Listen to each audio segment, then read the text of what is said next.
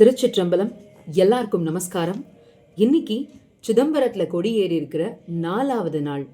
இந்த 4வது நாள் நம்ம எந்த திருவாசக பாடலை பார்க்க போகிறோம் அப்படின்னா, நீத்தல் விண்ணப்பம் அப்படின்னு ஒரு அருமையான தலைப்பு இருக்குது திருவாசகத்தில். அந்த நீத்தல் விண்ணப்பத்தில் வர ஒரு பாடலை தான் இன்னைக்கு நம்ம பார்க்க போகிறோம். ரொம்ப அழகான பாடல்.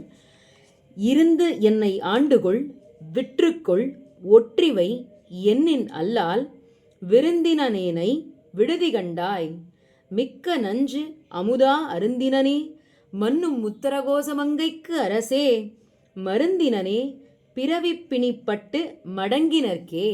அதாவது நீ என்னை ஒன்று உனக்கு அடைக்கல பொருளாக வச்சுக்கோ, இல்லை அப்படின்னா என்னை வித்துடு, ஆனால் என்னை எதுவுமே பண்ணாமல் ஒதுக்கி மட்டும் வச்சிடாத அப்படின்னு மாணிக்கவாசகர் சொல்கிறாராம். ஏன்னா ஒதுக்கி வைக்கிறோம் அப்படின்னா நம்மளுக்கு அந்த பொருள் வேண்டாம்னா தான் அதை ஒதுக்கி வைப்போம். ஆனால் சிவபெருமானை பார்த்து மாணிக்கவாசகர் சொல்கிறார், என்னை விற்றுக்கோ, இல்லைன்னா என்னை அடமான பொருளாக கூட வச்சுக்கோ, ஆனால் என்னை விட்டுட்டு மட்டும் போயிடாத அப்படின்னு சொல்கிற ரொம்ப அழகான பாடல். அதுலேயும் விடுதி கண்டாய் அப்படின்னா என்னை விட்டுட்டு போயிடாதன்னு அர்த்தம்.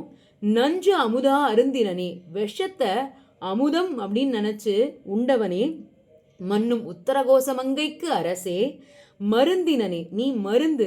எதுக்கு மருந்து அப்படின்னா பிறவி பிணிப்பட்டு மடங்கினர்க்கே. இந்த பிறப்பு இறப்புன்னு சுழற்சியில் மாட்டிண்டு தவிக்கிறோம் இல்லையா, இதுக்கு சிவபெருமான் தான் மருந்தாம். சிவபெருமானை வேண்டிக்கும் பொழுது இந்த பிறப்பு இறப்பு சுழற்சியிலேருந்து நம்ம வெளியே வந்துடுவோமாம். என்ன அழகான பாட்டு இல்லையா. மாணிக்கவாசகருடைய ஒவ்வொரு வார்த்தைகளையும் முத்து வைரத்துக்கு மேலே சொல்லலாம், அந்த அளவுக்கு அழகான பாடல்கள். திருச்சிற்றம்பலம். நன்றி. நாளை மீண்டும் இன்னொரு பதிவில் சந்திப்போம். வணக்கம்.